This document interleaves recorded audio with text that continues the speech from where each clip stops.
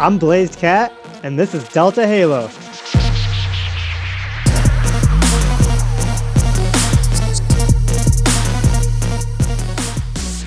Welcome back to Delta Halo, the podcast for all things Halo 5. This is episode 14 coming at you with MattyIce and Cat. Before we get started here, just want to remind you, go ahead and hit subscribe on the podcast if you like listening to us every week. And feel free to send us comments, good, bad, any type of feedback you have for Cat over there. You don't like his hair? You can send that to us on Twitter at PartTimeElite. And let's jump right into the episode. It's good to be back after the North American Regionals. What a weekend of Halo. Ooh. Other than that, what have you guys been playing this week? I've been playing a lot of Rocket League. It's so addicting. Like, I probably played a good 2 or 3 hours a day since it came out. I still haven't seen the hog sticker, though. I don't know if any of you listeners have seen it. I've not seen it. I have not gotten it. I have not played against it. I'm beginning to think it doesn't even exist out there. I've only seen screenshots. I don't think I've played against it yet either. I was telling you before we got on here that I just saw the Gears of War car. I know you have it, but that was a first for me. You have the Gears of War. I'll trade it straight up. That'd be sweet if they had a trading system in it. Yeah, that would be cool.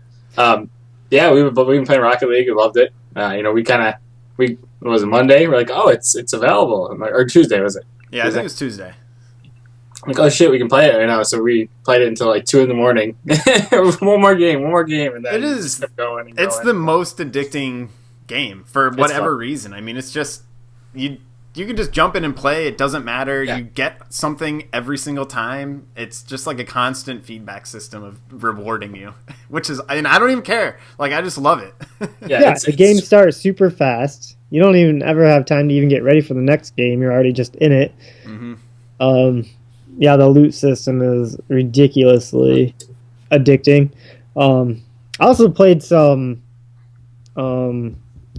What is that game that we just had a beta for? Division. I just played some Division. That was the open maxed out my character now. Again. I think that game's gonna be exciting. Have you played it, Sergeant? I played it when it was the first closed beta. I don't know. Was it Alpha? Alpha? Yeah, it was Alpha. Yeah. That's right. I played the Alpha. The Alpha. So I have no idea what changed. I didn't play any of the subsequent betas afterwards. I really enjoyed everything about the Alpha.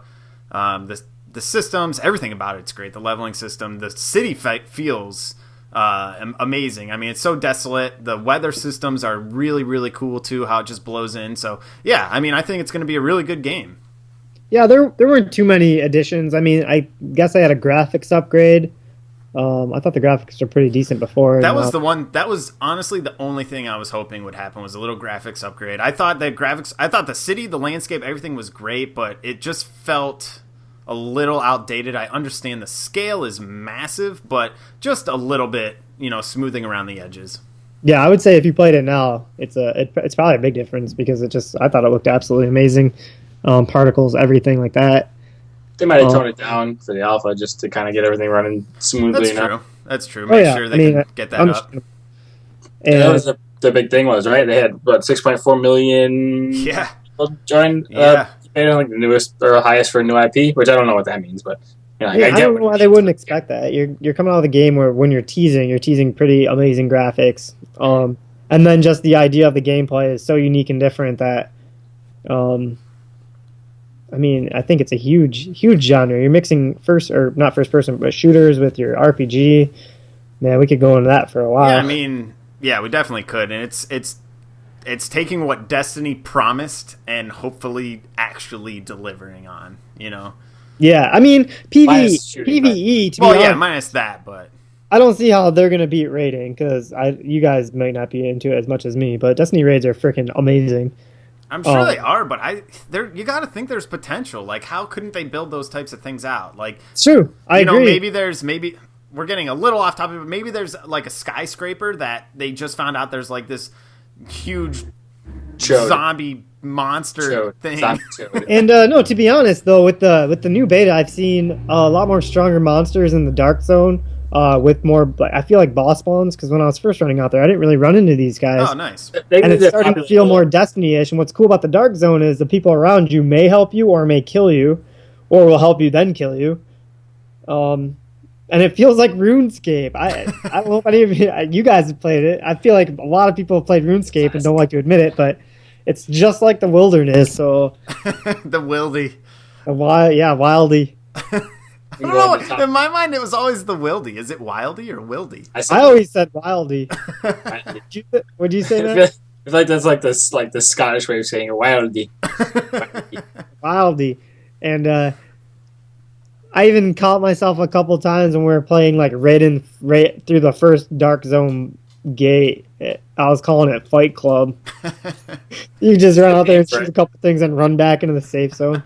Well, usually, I guess you can't now. They have they don't let you go back in if it's if you're under combat. But okay, yeah. And there's just the servers seem to be working better. There's more people in the Dark Zone. Definitely a good. Nice. It's a game to look out for. I'm glad they got that going. So, what about you, Matty? You been playing anything good besides Rocket League? Mostly Rocket League. We played a little bit of Halo here or there. We played some Rocket League when it came out. Pretty much that was about it. It was pretty busy this weekend, so between watching the Halo regionals in Columbus, watching those, and pretty much playing Rocket League was it. But yeah, it was fun. It was fun. I drank some beers Friday night. Had a couple sodas, and then my cousin came over, the Mista. And it was like 2 in the morning, and I was like, you gotta play this game real quick before I go to bed. We're about to put on a movie and go to sleep. So he gets in there, he's like just laughing hysterically and just loving it. I mean, like, he was like, this is the best game ever. It was freaking hysterical, but he sucked, but it was hysterical. That's why that game is so much just fun. Loving it, like really just. But yeah, so that's about it. There's like 3 and buttons? if our listeners, if you guys play Rocket League, I mean some 3v3, 4v4 matches, if you wanna get down. I feel like I'm getting pretty good at it. So yeah, if you want to challenge us, all of our gamer tags will be in the episode description down there. So check that out and add us on Xbox Live for sure. We'll add you back. And yeah, just add us and send us a message. We'll challenge you. Like I heard you on Delta Halo. Whatever. It can be a nice message. It can be a mean message. It could be like, you're a dick. Yeah, we'll still add you. Yeah, we'll whatever. Yeah, come on. We're all for it. Equal opportunity friends here. That's right. Yeah. Your biggest enemies come your best friends. Yeah, exactly. So. The only thing I had a chance to play was Rocket League myself, but I just spent time, like hours playing it. I think last night, I played a few games of Halo just to get my Team Arena rank. I know it's been a long time into the season to get that, but I finally got my rank, Platinum 3, Team Arena. Pretty excited about that one. I felt pretty pathetic compared to everyone after watching the NA regionals. I just, in my mind, I was like, yes, I'm going to be awesome. I'm going to nail every shot. I got all the moves. I just watched this all weekend. I know what I'm going to do, and it was pathetic. It was just back to my normal playing. I was just so let down. Your normal playing is pathetic, is what you're saying? Yeah, it was... Server lag, lag. Yeah, blame it on that. It's not in the land. A little rusty. But honestly, no, talk about server lag, though. The Xbox Live system has just been garbage. Yeah, it's been really bad. I mean, we had trouble even last week just playing. So it was at Tuesday. Tuesday we were having issues with party chat, and it's now a week later, and they still haven't figured it out. I mean, maybe it's my Atlantic Broadband internet. Yeah, I'm calling you out, Atlantic Broadband. What? You're terrible. You're absolutely terrible. Your customer service is terrible. Anyways, you're the opposite, so they got you on the hook. It's so mad. 120 download, average is about 56 throughout the week. Thanks, guys. Thanks, Atlantic Broadband. So, luckily, I think this is more of a server-side issue, so you can take that up with Atlantic Broadband. I'm going to tweet it. I'm going to put it in the show description. And they're going to tell you to suck it, pretty much. They say, what are you going to do about it? Support line. They tell me to suck it all the time. Get some satellite internet. They're like, oh, what other competitor do you have out there? No one. So, yeah, what are you going to do about it?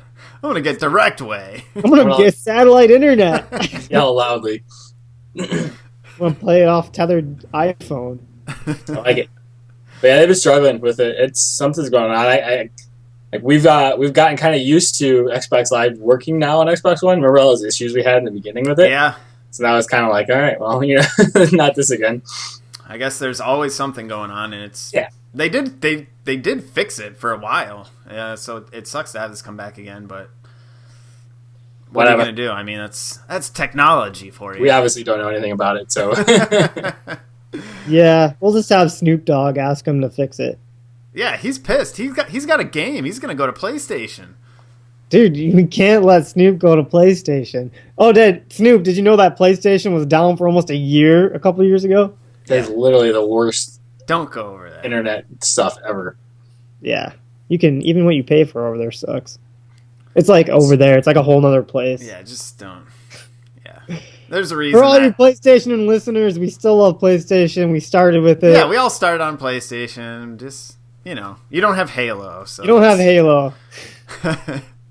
I don't want Halo on your controller anyway. So speaking of which, we have some new news for the Hammerstorm DLC, which the name has been released. I think that came out last week. But the Hammerstorm DLC is coming out in February. Hopefully, it'd be great to see it by the end of this week. There's a live stream tomorrow on twitch.tv/Halo. You can tune in at 3 p.m. Pacific. That's 6 p.m. Eastern Time. You can check it out. They'll have some more details for the DLC. But what I've seen so far, the first time we talked about the DLC, I was really nervous that the only map that they were going to have was going to be a Griffball map. And it doesn't appear to be that way now that they have released some art screenshots, process pieces that the team was working on as they were developing this map. And it looks like it's going to be, just an arena map. So I'm pretty excited about that. Have you had a chance to check that out? Well, yeah, I mean, it's like, what do you mean? Just a straight up open area? Well, yeah, so I was worried it was going to be a straight-up open Griffball arena, right. But it's going to be a regular Team Arena, Slayer, Strongholds type map. Oh, yeah. Okay, yeah, no, that's what I was reading too. Just basically, it's going to be nothing like unlike any Griffball court you've ever seen before, quotes, GameSpot. So it's actually going to be a Griffball map.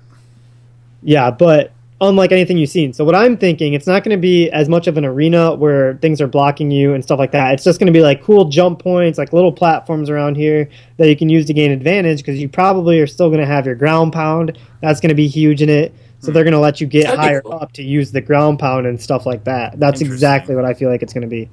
It would make a ton of sense. Why wouldn't they let you have those movement abilities? Right. Yeah. So it's just going to be platforms because now we have grapple, stuff like that. So, I mean, I think that's what we're going to see out there. Well, is it gonna be able to be played on like Slayer and things like that? Will you be able to do that on there as well, or is it just strictly Griffball? I feel like it's going to be strictly Griffball. I mean, you can probably play Slayer, but it's going to be open like a Griffball arena with just like things you can jump on. That's my guess. I don't think there's going to be like crazy hide around spots because there might be like columns throughout the thing, kind of like a small paintball field, but not as much like breakout arena style kind of stuff like that. Well, it's going to be more geared towards movement and open area, trying to smack people with hammers. So I wonder if there's going to be that. So I'm looking at the update here, and it says a new symmetrical arena map. So I don't know. It could go either way. It'll be interesting. I feel like they'll keep the openness, but I mean, we'll get to find out tomorrow. They're going to be live streaming it. You can go on Twitch and see them. Yeah, they're going to actually live stream the Stormhammer DLC pack. Hammerstorm. They're gonna stream the Hammerstorm DLC pack, everything in it, so you'll actually get to see what it's all about. So we'll see who's right. Yeah, so definitely tune into that because right now it's a little bit of speculation. They talked about it. They released some new some of those screenshots as we mentioned. So check out Halo Waypoint if you want to. Just get held over until the stream tomorrow because we'll be releasing in the AM. So head over there, check out the news there. But there was also some new screenshots, full armor and helmet released of the new stuff coming out in this update. And this is honestly the first time. I mean, the Shinobi armor was cool, the Achilles armor was cool, but I was taking a look at the new ones coming out for this DLC, and they look pretty sick. Like, I'm definitely stoked on it, and cool. I mean, I'm very excited. I think they look really good, especially the full piece. I mean, the full armor set looks great. They usually release kind of lame-looking ones, and these ones look really good, really nice. If only I can actually get one of them for change, that'd be nice, too. Yeah. Right. No, but I mean, you can see why they're going to gear towards the. I mean, this armor release stuff is just working out for them. Now they have the new Arena Rec bundle. You can buy $25 to get like actual things that right, that actually are cosmetic for your character. Yep. And I mean, you can tell it's working. November 5th for the prize pool for the Halo Championship Series was at 500,000. That's coming from rec points. By the end of December, it's all the way up to 1 million, pushing the grand prize to $2.5 million. So you can see people are buying these. I mean, I honestly don't know who's out there just blowing money on these cards for free, but mom and dad's wallets are hurting. It's like seriously, it's like crack for dudes in their 15 to 25. Like same thing with like FIFA and their packs that they do. Like people just blow. It works. Freaking doubt. Like just it's ridiculous. Whatever that is that gets people to just want to buy more. Like it works. I mean, you can't argue with it. It's the inadequacies in their game. They have to feel like they got to make up for it by then just buying it to be like, oh, I have this cool armor, badass, and then they just get stomped. So it's like, hey, why haven't you bought a bunch of packs then? I mean, yeah. I mean, that's really have. I'm just really not getting anything from them, so not even good at that. Packs. I mean, I don't want to hate on it too much. It's going for the good cause of pushing esports, so I'm glad. No, we need to blow whatever you want, you know.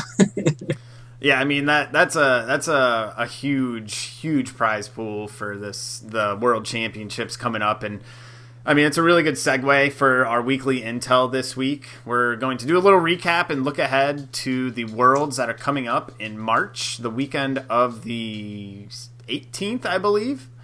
They just announced in Hollywood, California. So let's dive into the intel for the week.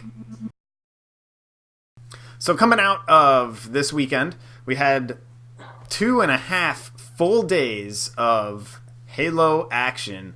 There was some times where I was nodding off where I was watching Saturday afternoon. I mean, it was just so much Halo, like nonstop. It was awesome though. Regardless, had it on TV all weekend. It's just like if there was some big hockey tournament on, I watched the NHL. It just felt so cool to have it on. But real quick, let's talk about the standings. So, no surprise, first place CLG after the little bit of an upset in X Games when EG took them down. So CLG came back strong here in the regional finals, took first, and the surprise team that they ended up beating was Denial. A bunch of young guns there. None of the casters, I don't think MattyIce or myself had them coming out of their group even, and they surprised everybody. Cinderella story, bunch of young guys going to the finals and pressing CLG to a game 6, which is really impressive they have a guy on there who 16 years old playing Halo competitively for 2 months. Yeah. 2 months. That's insane. I mean, he came from Call of Duty and he's just picking it up, I mean, that's just a storyline all on its own. And then third and fourth place, no specific order, goes to EG, Evil Geniuses, and Allegiance.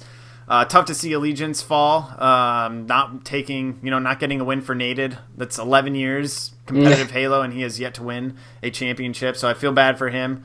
And we should tone it down a little bit. I love that energy. I love that energy. I love it. I love the fire from that team. I was definitely pulling for him this tournament, and I mean, CLG taking it. What are your thoughts here? They're good. They're as good as it gets. Someone's gonna have to beat them in order for them to they're not gonna beat themselves. Their sound and their game plans and the way they play and their shooting and everything else. They got it. I mean, I don't know how else really to say it. They have it, and the other team has to really take it from them. They're not just going to give it away or anything like that. They know exactly what they need to do to win, and they execute. Really. Look, I have a question real fast. The game that I watched, I think it was Allegiance versus Denial, and they just destroyed them, right? Was the one that I watched? Denial took out Allegiance to go to the finals. And the awesome, you probably watched EG versus CLG, and CLG stomped them 4-0. They stomped them, but it was... the 4-0 doesn't talk to how close each match was. Right. Okay. Because I was just watching one where Native, they were doing really good. I mean, they did really well up until that round. They did And well. they played fine. It's just like X Games. They play great through the group stages, and then they get into bracket play, and for whatever reason, maybe it's matchups or, I mean, I can't really speak to what it may be with the team, but, they haven't performed as well once they get to the bracket rounds, and, they definitely ran into a very tough squad in Denial this time, so it's really hard to say one way or another. I mean, Denial was hot. They're the. I mean, you see it in every competitive thing. You get a team that comes into like a tournament setting like that, and all you have to do is get things going and get hot. Even if you're like, I mean, they're obviously talented as far as their skills and stuff like that, what their play is, but they're relatively unknown. They haven't been together that long and stuff like that. But all it takes is getting things rolling and getting momentum, and you can. I mean, ALG played well. They ran into the hot team, what I mean? That's what it is. I mean, you see it in every sport. You see it in the NHL in the playoffs. It happens. You run into a hot goalie. That's all it's going to take. You see it in, I mean, a really great case is those Cinderella stories in March Madness. You run into a hot team that, a lower-ranked team that comes in and surprises some guys and makes it all the way to whether it's the Elite Eight or Final Four. I mean, it happens, and you can't do much about it other than they caught flash in a pan at the right time and really just got hot. And, I mean, let's take a look at this Denial team real quick here before we move on. I kind of talked about Hook a little bit with, 16 years old coming over from Call of Duty, playing competitive Halo for 2 months. I mean, it's not to say he hasn't been playing Halo for 2 months. I mean, obviously, but, I mean, this kid, he had some huge highlight reel stuff. I mean, Kat, you were watching that sniper clip before we got on when they closed out the walk-off. Who'd they close out? Liquid there. I think they closed out Liquid with that. He gets a triple kill snipe with the walk-off, no scope. Yeah. I was watching that. I was speechless. I was just sitting in my family room watching that. I was just like, no way. Like, that did not just happen. My favorite part of that video is the crowd's reaction. Yes. Everyone just goes nuts. Yes. You can just hear the heart of the fans out there. Insane. I mean, it wasn't a close game. No. I mean, I feel like us growing up looking at montages like within each other, we're like, oh man, that's awesome, cool. Now you got this whole crowd of people that understand what's happening. Yeah. They're just going nuts, like Hail Mary toss in a football. Yeah, I mean, and then you got the kid Boo Boo Doo who's quickly becoming the most well-known guy here with that name, Boo Boo. Everyone's talking about it. Everyone absolutely loves. Yes, Boo I don't know if you guys noticed the one clip that he had. I believe it was in the final round against CLG on Plaza. He got camo and had the freaking patience of a seasoned vet when he got the camo, takes it down to bottom mid stronghold, and literally I cannot even describe how he did this. He goes down there with camo on.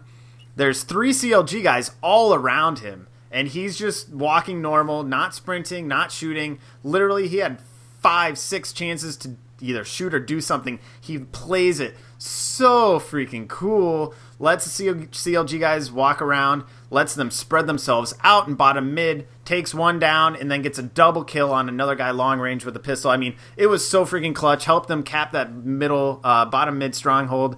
And, I mean, I think they ended up losing that. I think that was game 6. But, I mean, that play on its own was something to marvel at. Yeah, he's good with that active camo. I mean, even on Truth, the Midship remake, he was just beasting the active camo, playing very aware, staying alive when he needed to. Absolutely. And then we've got, final 2 guys on the team. We got Contra and... Oh, gosh, who was the 4th guy on the team? You got Hook, Contra, Boo Boo, and...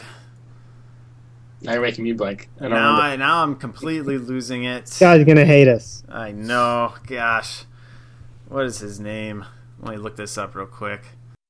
All right, so the 4th guy on Denial is Predevinator, and sorry for stalling on you there a little bit. So they got Predevinator, and then they got Alumnite as their coach, coming in with a ton of experience, keeping the guys calm.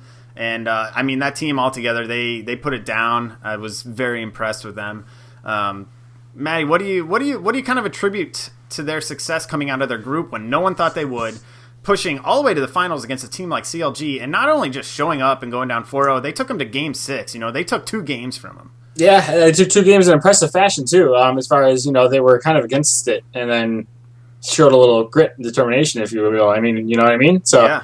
They could have easily just packed it in, gone 4-0, lost, go home, rethink your inks type of thing. But they showed a little fight and had a little comeback. But they they just played. They played well. They you can tell that they get the game. I don't know if they necessarily do anything better than like a lot of the other teams. They executed well. They did. Their shooting was good. I mean, they had some incredible, especially with the sniper. They had a couple times. I was watching their game actually, and I texted you. I was like, don't think I can snipe with these guys anymore. Yeah. Like it's just not. Like, no, it's that silly. Was it. So I think they're impressive. They, I think they show a little bit as far as like just willingness to go with it. I don't think like when you watch CLG or EG, you see their how they're playing and how they pretty much like strangle the opponent, into their doing what they want them to do, all this stuff. And they did it too as far as map rotations and spawns and all that stuff as well. But I feel like they played faster than they needed to. I mean, if you look at like them on Capture the Flag, they had a couple times where they would just have a strategy. They would just go and pull the flag and then just rip it. Where other teams would try to kill the flag first. That's true. Like that's a very good point. It seems like they just were. They had an idea of what to go for, and they played fast. They played aggressive. Hook was a beast. I feel like he was aggressive almost the entire time he was playing. He was going for it. I gotta attribute. I mentioned it a little bit. Alumni. I gotta attribute some of their success to the coaching that he gave them, being a younger team. I think he kept them very focused on power ups and power weapons as well. I think. Many times we saw them all over Sniper, all over Rockets, all over OS, all over Camo, and you got to think that he was talking in their ear, keeping them calm, saying, set up, we're, coming up on 20 seconds on whatever the weapon may be and start to control that area of the map so they can take control of that. And then that helps them moving forward because once they did get that sniper, I mean, my God, we mentioned Hook's little triple kill there, which was not little at the moment. But I mean, they definitely controlled it that way, and it was very impressive. Yeah, I mean, they were hot. They were, like I said, I don't think they were a surprise because they kept up with the other teams. I don't think they were necessarily like ALG. I don't think they were that much better than ALG. They just, like we talked about, it was just they got hot and they were playing well and they had confidence. Confidence can be huge in something like Halo when, if you're. Especially like if you're going against CLG, who's so good, and so airtight on things, like you have to like make that play to try to break them down a little bit. They like to get something going, and they had the confidence that they could do it, and and a lot of times they did it throughout the tournament. So absolutely. So Kat, you're talking a little bit about Allegiance. So Matt just brought them up. They ran into a hot denial, but you're thinking that they might have left something on the table. Oh, definitely. I'm thinking. I mean, the Coliseum match really stood out to me. I thought the L-Town player, like I haven't really watched Allegiance as much as you guys, I feel, but that L-Town just, man, he jumped off the map a couple times, killed himself with the rockets, things that, I don't feel like I typically see in these higher end games. You saw it from CLG in the prelims. They did it a couple times. What's his name? Lethal. I saw Lethal do it twice actually in a game. I think he killed himself with rockets. Or he traded, barely traded. He just got like shook up and kind of lost track. But then again, they weren't really losing either. So I don't know. I feel like if L-Town would have stepped his games up a little bit more, it would have just been an absolute blowout. Yeah, I mean, it's really hard to say. I do remember that play. He was looking at a teammate's screen when he walked off the map there. That was a really tough one to lose there as a suicide. Aside from that, I got to say L-Town had a very strong tournament. He was coming into this as a bit of a support player, and he led the team many times in kills and kill death ratio. I I gotta say I was impressed with him. You know, I didn't expect to see that out of him, and he definitely showed up for a lot of the matches. I know he had a few things that he missed like that. But I mean, it's a long tournament. You got to expect things like that to happen, and that's why you have a team to hopefully be able to pick you up and help you power through those things. And again, it's only one match, so it's tough. You know, they ran into a hot squad. That's true. I like how you were talking about support players and stuff like that. It just reminded me of a quote that I even sent you guys during the matches from Lunchbox's interview, and it was just so good. They were just. This is what he had to say. I mean, you can take this to heart when you're playing with your team too. Just, I may not have the best stats, but I create opportunities for my teammates.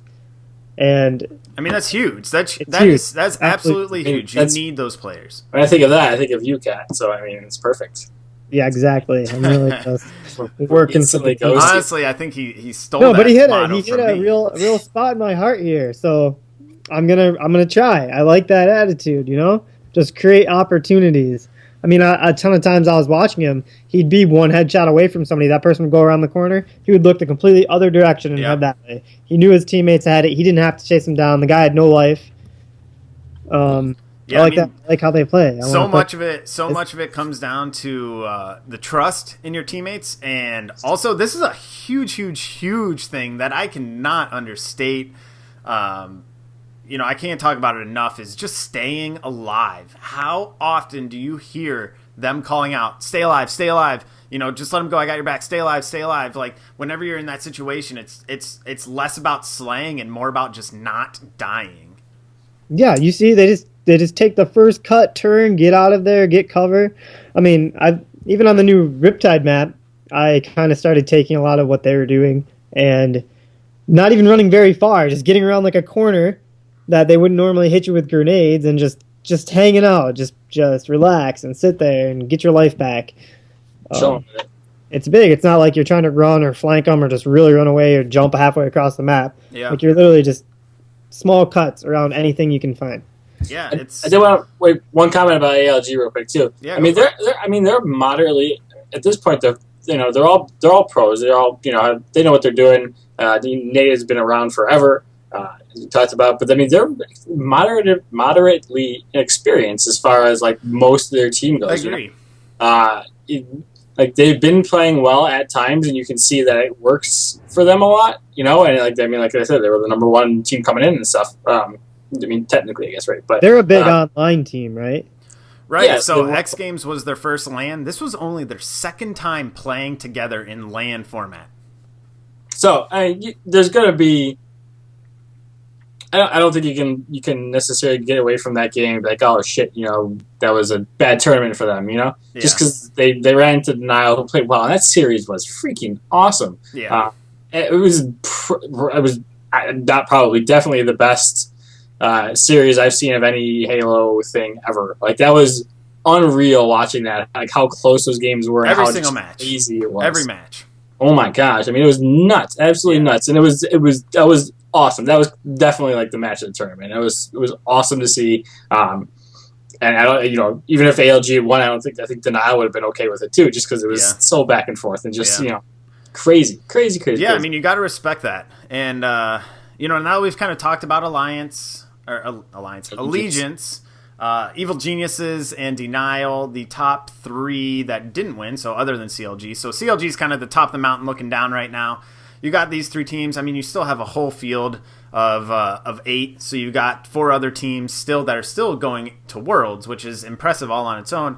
But for Allegiance, EG, and Denial, I mean, they've kind of separated themselves from the pack. So between now and Worlds, what do you think? Let's take a look at each team one at a time here. So Allegiance, between now and Worlds, what's something that, they have 2 weeks, not 2 weeks, they have a little longer than 2 weeks to scrim and practice. What's something you think they should be looking at to improve on, or at least bring together going into Worlds? Okay, you gotta think off the top of your head. I gotta think a second here. I think it's Denial that really needs to work on their Stronghold game. Strongholds was their okay. Who had rough Stronghold games that just absolutely got blown away like 10 to 100? EG had a tough time against CLG. I mean, they definitely had a tough time, but I mean, at the same time, you can't. So EG is a tough one because they got 4-0'd by CLG, but at the same time, they just beat them a month ago at X Games. I mean, they came back strong and took them. They took them to 7 games.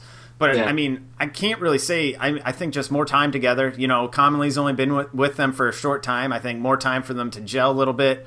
I think, you know, for a team like that, I mean, what else are you going to do? I mean, they have a great coach in Towie. I don't think there's too much that they need to do. Just get some more scrim time together. Yeah, I guess for EG, the goal is just going to be to keep CLG out of their heads, keep that loss out of their heads, and just move on. Like, you can tell there's so much emotion between these two teams. So yeah, I think you can play with them though. I mean, even if they lost 4-0, but it was a pretty close match. It was like the games were not blowouts by any means, and it was it looked pretty similar actually to the X Games one. They just didn't kind of get the comeback going. You know what I mean? Very true. Very true. So I think that they're what they are. They know what they have to do. That's a pretty experienced team overall, and they'll be ready. I have no doubt that they'll be ready and stuff. Mm-hmm. And I think with ALG, I think they need to work on their slaying a little bit. I feel like they get outslayed at times. Like they're very good at playing and everything like that, get the energy going, and I feel like they just.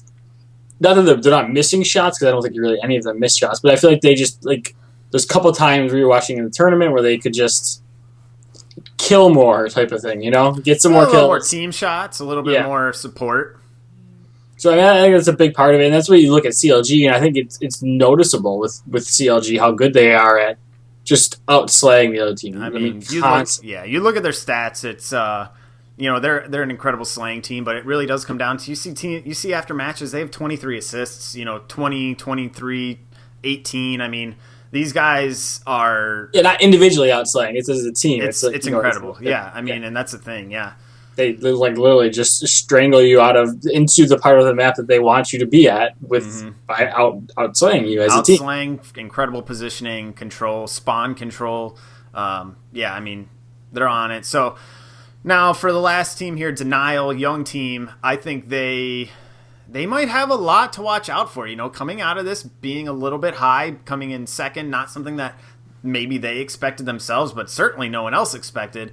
They played it really, really well. How do they stay up on their game? I mean, obviously, it's something to be said. They're young, so I think they can just continue to play how they do. But how do they stay up, and how do they even get past the hump next time? I would say, kind of keep doing what they're doing. Obviously, it's working. They just came in second, which is phenomenal. Playing at that kind of high ranks, they're shaky. It's extreme. That's so much pressure. I feel like if they can get by the pressure and just play a good, clean game and kind of keep doing what they're doing, I think that's going to be that's going to be everything. Coming up against CLG, experienced, have been in a lot of winning situations because they're beasts. They definitely have a lot. Yeah, they're beasts. They have a lot stronger nerves than this young team right here. I mean, you look at Lethal. He was with EG. They won 5 or 6 championships in a row, 5 or 6 tournaments in a row. I mean, they got Snakebite, Royal 2. Frosty's a relatively young guy. Royal 2's an absolute monster. I mean, good lord. Yeah, that's like something. That overkill he had, he called it. He even called it before that day even started. He gets that overkill on Coliseum. That team, you can't poke a hole in any of them. They're all over it. No, I think that's going to be part of the process, a part of what these teams need to do. They need to look at. I mean, yes, they got to focus on themselves and what they need to do, but they also have to. I'm sure they will, and I'm sure their coaches will, and their managers, their team, and all this. But they really need to go look at the film. I think especially Denial. Learn from this tournament. Learn from, watch how you played. Watch what happened. Watch the reasons you lost this game or that game, and then learn from it. Yes. They're not scared. They weren't. They didn't back down from anyone in this tournament. They just need to take what they did and learn from it to take the next step. So, obviously, it's a lot harder to take the next step than it is, especially as a young team is fairly inexperienced. Now, I will say, I did kind of want to bring this up. We didn't talk about this before, but it was something I wanted to really catchy guys on as like a thing. Do you think that it actually helps having Halo 5 and this young team of players? So they talked about it a couple times throughout the broadcast of how they get a lot of people that are coming out as pros for the first time just for Halo 5. Like, a lot of what we see is kind of like the old guard. Yeah, as far as Halo players, but this is a different Halo game, and it plays differently in a lot of ways. And while obviously these guys are still good, like when you see someone like Denial who's kind of coming into it, they're all young, they're all fairly new, and where they've all been on the competitive scene in some capacity.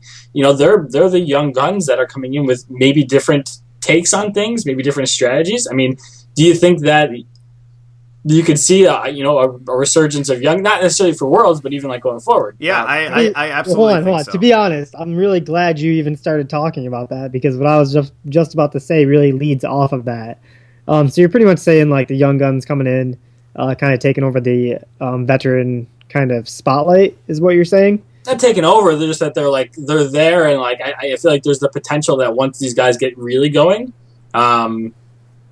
and kind of learn what it really means to like be a pro and understand what they have to do type of thing, that it could be where these are like the new top dogs, Yeah. It's so cool that you have these younger players coming in. This is what I was going to touch on or talk about. That how exciting it is to watch these series and stuff like that, because you first come into the X Games, especially if you're a new watcher to these series, you see EG and CLG, like you're like, oh, the two best teams, whatever. But you have these up-and-comer teams. You have these surprising teams that just can put stuff together. Like Denial comes out of nowhere, takes second. And like it just keeps it fresh and exciting. So these new guys coming up, and I love how the Halo world is doing this, that's letting that kind of stuff happen. I mean, it's making like a community. It's making a very like engaging experience in the esport genre. So it's awesome. I think it's absolutely amazing. Yeah, I think kind of what you're saying, Matt, and I think the casters touched on it a little bit. Is it makes this position that Denial is in seem more accessible. So you see these young guys coming in, making a big impact like they did.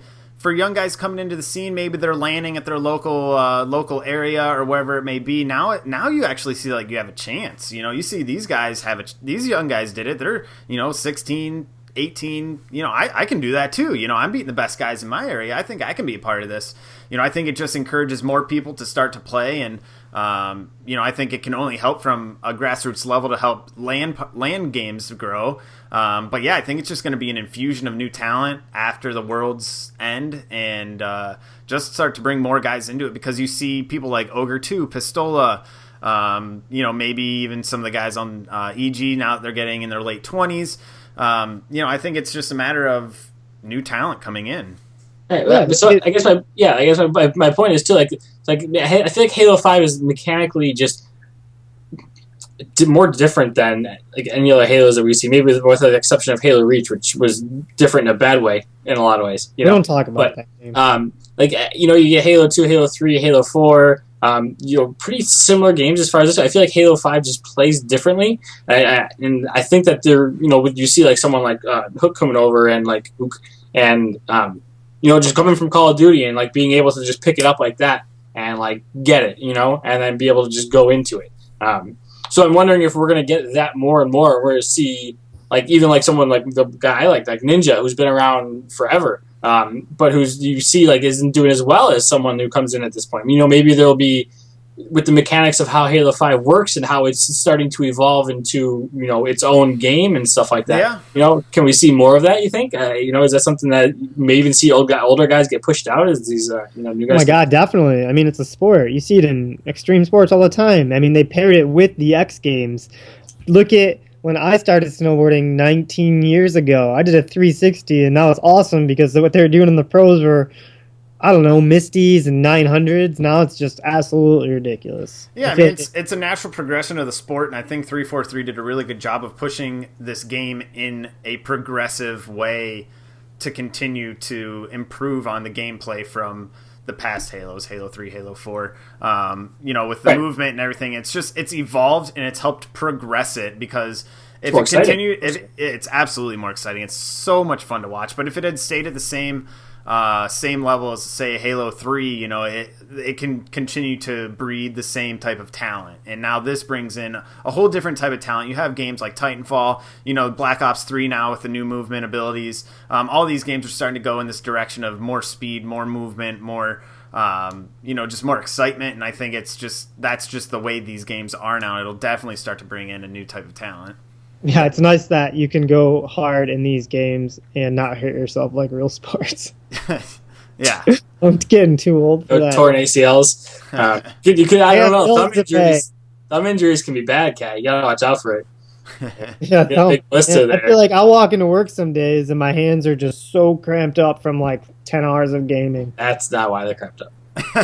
Had to go there. Not why it's cramped up. Wide open for it. So that was that's my sidebar. not the first time I heard someone say that when I came in with cramped hands. All right, no, so that's it's a great point. I'm really excited to see how this goes. So let's take just a quick break. We'll come back and talk a little bit about Worlds and what we're setting up for at that stage. We'll see you in about 20-30 seconds.